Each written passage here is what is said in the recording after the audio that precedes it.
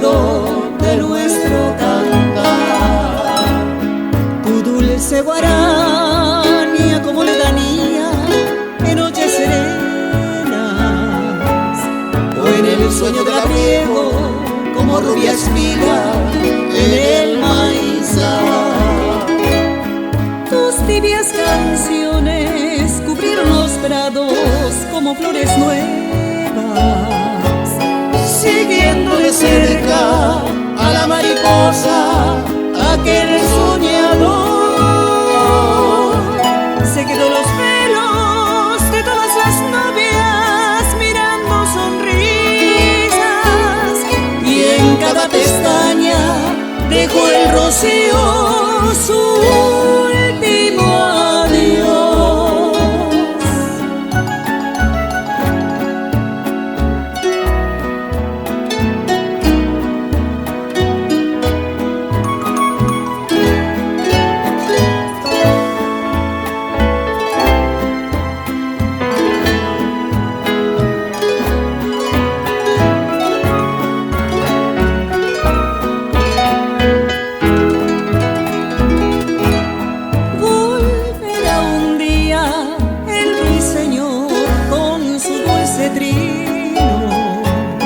Trayendo la savia de todas las flores en el aire.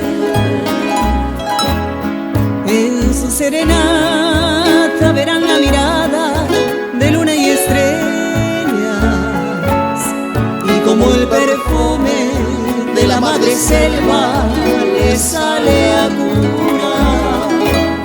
Su pupila selva, arroyos y ríos, imagen de India. Amor y ternura llevó a su pueblo en cada cantar, y en los pueblos lejanos llevándose el polvo de muchos senderos, de tierra reseca, colinas y montes de Veteroso, de tierra reseca, colinas y montes